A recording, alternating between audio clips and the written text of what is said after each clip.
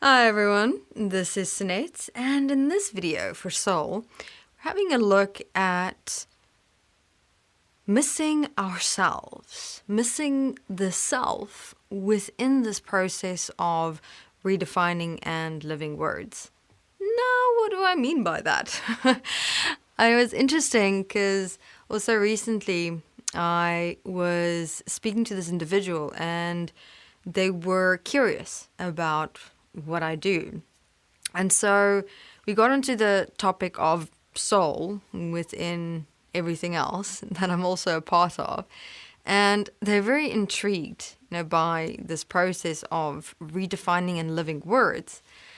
It was fascinating because as I was sitting there and speaking with them and showing them this process, where I started with them is first ask them, okay, give me a word about yourself that you are not too satisfied with, that you dislike, or and for a moment they were, a bit confused. I said, okay, let me ask you in a different way. What characteristics, ways of thinking, responding to people, to yourself, are you not happy with? And that clicked something okay. So they started describing it. So then from there, we extracted a word. So I showed them the process in reverse, first showing them something about themselves, then describing it and defining it, and then placing it into let's call it a placeholder as one word. And that word was their tendency to compete and, that quality of competition. But then they also went, but at the same time, if it weren't for that, there's a lot of themselves in their life that wouldn't have happened. So it's both a gift and a curse. But it's more become a curse in their personal relationships with people that hadn't been very effective at all. So therefore, I started walking through, okay, competitiveness, but obviously if you are competing with someone, let's not look at only the bad in it, let's look at the good in it. Let's say, because so many people judge themselves for going into a dimension of competition with another person. Competition being, I want to dress better, or, I want to produce better quality of work than them, or, I want to be noticed and seen in my position in work more than that person. So we find ourselves in those dimensions and dynamics of competition. But if you would drop even your own judgment, about the fact that, okay, I'm competing with other people, and just look at, but what makes it possible to compete is that somehow, somewhere inside yourself, you are seeing another person's strengths. You're seeing qualities within them that's right there in front of you. You're seeing something about that person that is unique, and that is specific, that's out of the ordinary, that makes it possible for them to stand out in the way that they do. But instead of appreciating it, we go into a reaction of making it personal. Like their greatness is saying that there's something wrong with me. I'm not good enough. I have to make sure I somehow, put myself out there and start using them, for making this whole thing so personal. It's not like a inner competition.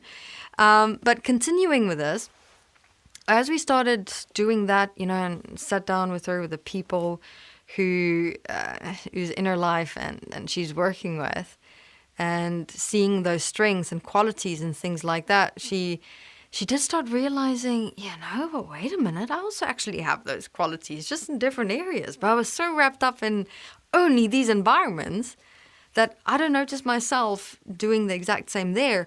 Maybe, and this was so beautiful when she said this, she's like, maybe someone else is doing to me what I'm doing to these people, but just in different environments. I'm like, I can guarantee that that's happening.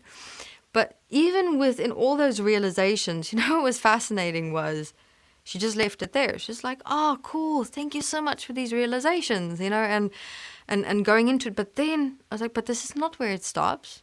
You're now only living the word realization. What are you going to do with this information? She's like, what do you mean, what am I going to do with this realization?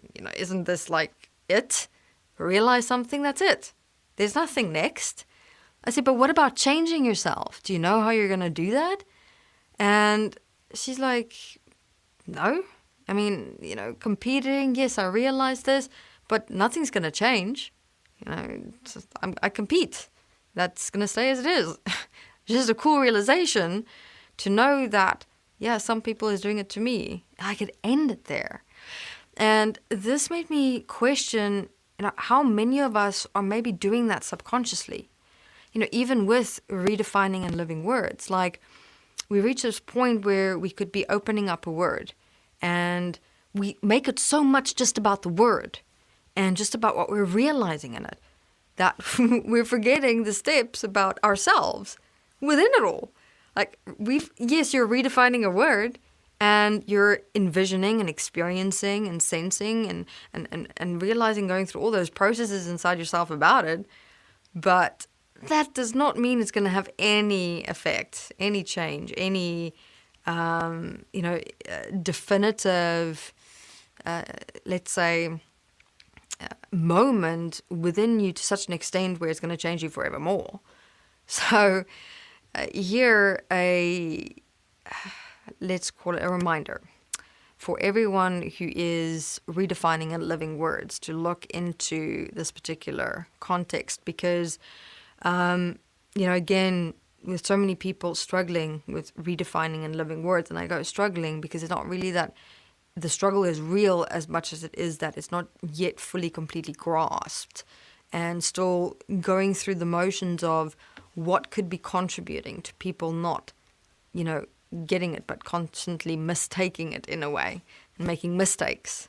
So seeing and sharing with you the takes, the moments, the support that you can give yourself in this process of redefining and living words to really get it.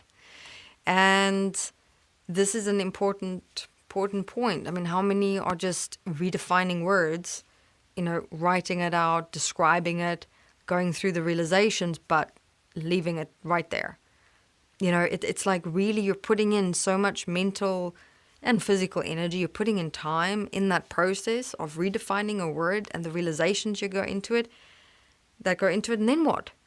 It just collapses and falls apart, So I said to this individual, look, if you're going to put it to you're forever just going to remember me as the girl that made me realize this. I said to her, like, I don't want to be remembered like that. I'd rather have you be remembered, even by other people, by how you change yourself in this redefined word. Because who knows? Here I am with you, helping you with this. If you change this point, you could be helping another person, then you sit where I am. So we've got to play musical chairs here, swap the chairs a moment in the future. So we sat for a while longer and gave some more supportive words that she can redefine and live in her working environment with people and relationships, to transform competing into realizing that she's actually seeing good qualities and strengths in other people in a way where, with noticing it, it can become a gift of being able to, use those strengths as a support. Ask them to help with things, support more, be here, do that, delegate, things like that. And do it with herself as well. When she would see other people competing with her, share with them the change that she's lived and done over time.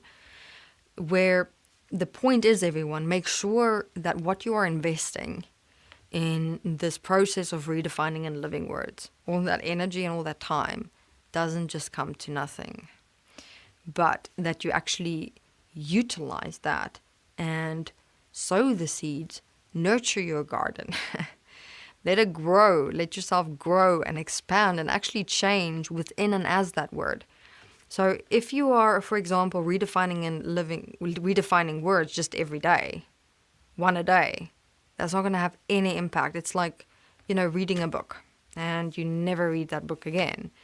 You remember some sections of it, but, if you read something only once, you can't do it when you're studying, for example. And let's take it further, not just studying for an exam, studying for a practical exam. studying for a practical exam where those practicalities you're going to be taking into a career for the rest of your life. You don't go there and just read something once and not even try and practice it and then go, I'm going to be a successful scientist. No, you've got to read and remember and practice and practice and practice. Taking your practice, going back to the words, the books, taking the books back to reality. You're constantly in a relationship with the words and the living of them. So, same with your life. I would really suggest 3 words initially per week. Make sure they're in your awareness, day in and day out, and you're really practicing them in. Otherwise it's just going to be another process of knowledge and information that is going nowhere. The world needs living individuals, needs living change, not realizations that remain written in books and chats and documents that's just going to be forgotten. We should not become a forgotten individual, a forgotten earth, a forgotten lifetime. To be remembered means to have a real, visible, visual impact that stands and that lasts. And that's what you must become for yourself in your everyday life. All right, everyone, thank you very much, and we'll continue more in videos to come.